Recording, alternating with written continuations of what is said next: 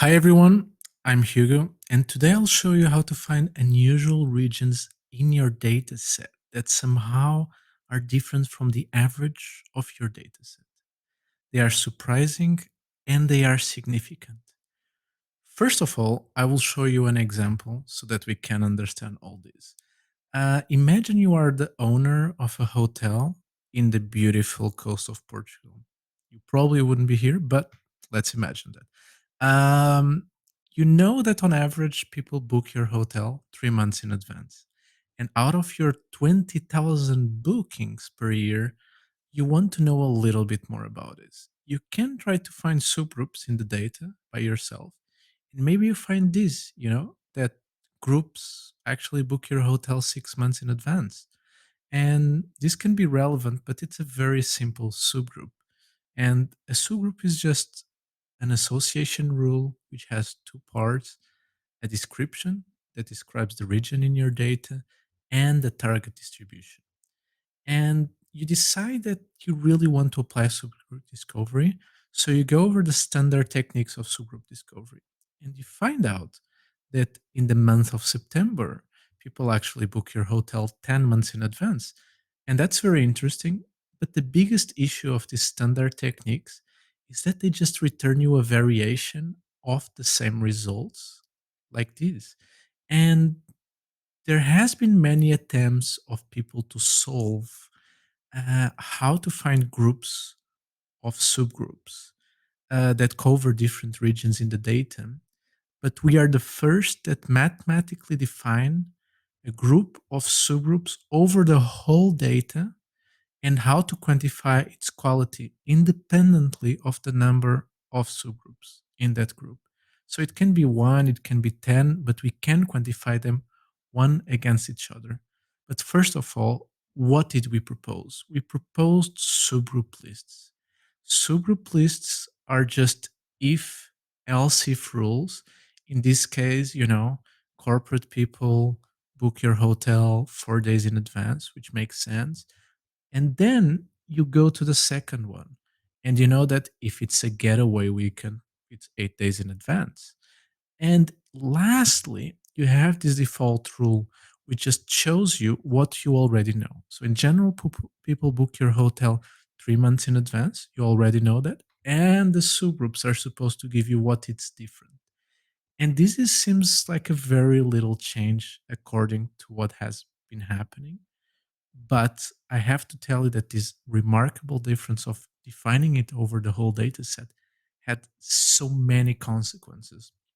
First of all, this definition is universal. So you have the definition of a list independently of the type of target, and you can apply it for anything you want.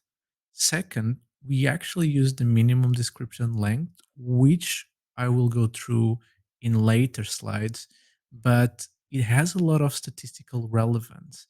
And the greedy search that has been applied to subgroup discovery is just a two sample t-test, which just gives more guarantees and it makes sense to what people have been doing so far.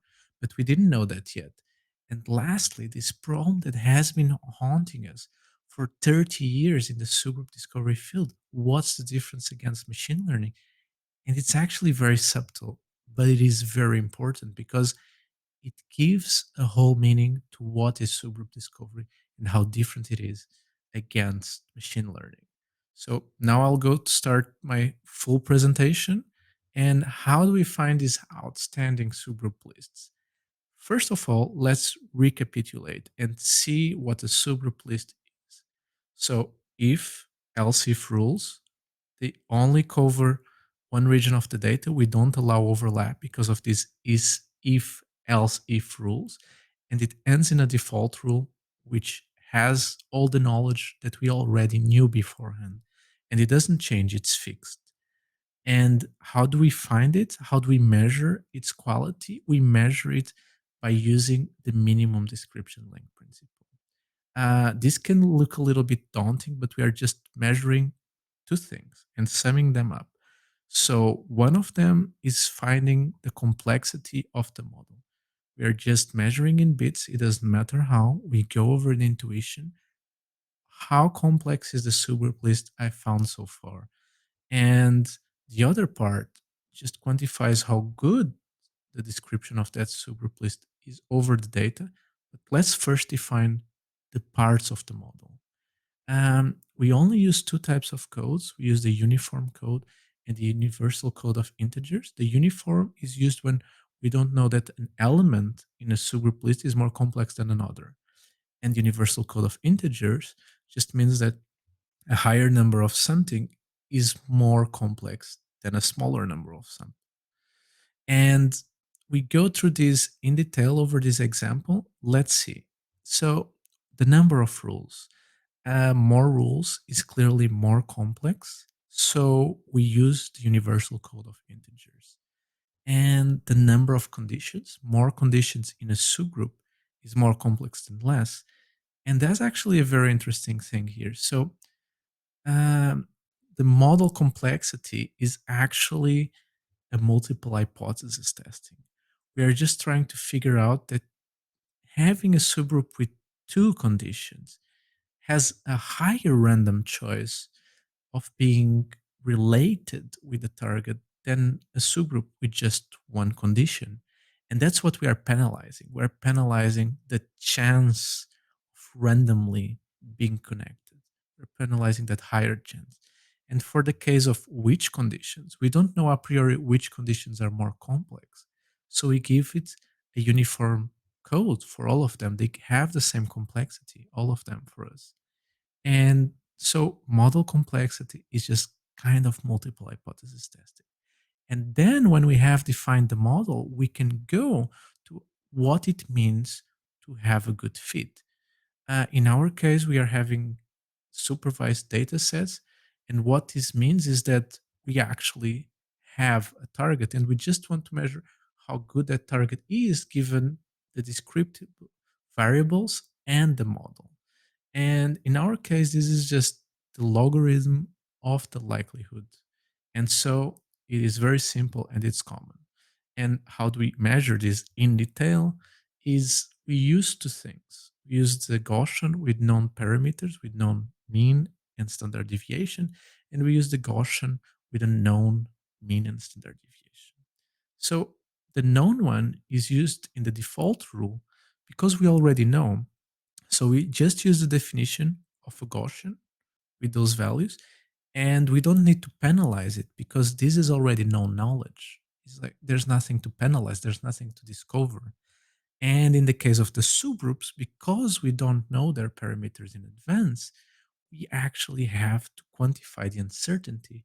And for that, we use Bayesian theory, which just does the penalization of the chance of it being a good mean and a good standard deviation by randomly choice, because randomly it can just be good, and so we have to penalize that. And all of this together, so we have two terms. We have the model complexity, which is like a multiple hypothesis testing, and we have the other term, which just measures how good it is given the model we already defined. And when we minimize this, the model that minimizes this finds it's the best model. It's the model that contains all the essential things. And there's a very important special case for us, which is the case of having one subgroup. So when the subgroup list only has one subgroup, the minimization of this data quality, how good we are describing the data, is equivalent to this formula, which is the weighted callback Liber divergency, which is remarkably a subgroup discovery measure. So when we have only one subgroup and the default rule, we return the definition of subgroup discovery. And this actually just makes us more confident that our definition of a subgroup list actually has a meaning, that it represents a good generalization for a set of subgroups. Plus, it has another term, which is just, as I told you before, multiple hypothesis testing of the term, so that, you know, we are penalizing the fact that by random chance, the mean and the standard deviation are actually interesting. So going again into how can we find these subgroup lists, we use greedy search, which has been widely used in the minimum description length literature. We use what we call the gain. Let's not go into details here. Let's just get the intuition. And the intuition behind this is that when you add a subgroup to the model, it doesn't matter if the model is empty or not. You add one subgroup, you measure how much it gets better by adding it. And if it gets better, you add it, you add the best one. We actually normalize it because we find empirically that it's better to normalize than not. But the main idea that you have to take out of this is that this is actually a Bayesian to sample t-test. So the MDL principle tells us that overall, the model that minimizes that length is the best model. And what the greedy search tells us is that each subgroup we add to the model actually is statistically significant. And it plus has another term for multiple hypothesis testing, which is the model part. Regarding the results we obtained, we compared it against other algorithms.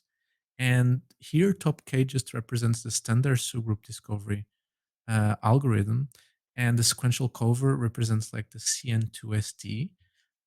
We didn't compare against other models because they don't have a definition of how they overlap. And by not having this probabilistic definition, we cannot calculate the Kullback-Leibler divergency. We show that our method is actually much better than the general and standard method, but also from the sequential covering. And especially for a higher number of samples, it ends up to have a good results. It really overperforms here. And so this is very interesting results from an empirical perspective. But what about concrete results? And when we look back at the hotel data set in detail, so this is the first subgroup we obtained for a higher depth, so more conditions in the exploration. Um, and the first thing that comes to mind is that it only covers 22 data points. And as I thought, this actually didn't make sense. I thought this doesn't make sense. But what happened is that I started reading the description and I realized that this actually makes so much sense because we actually know what this description is.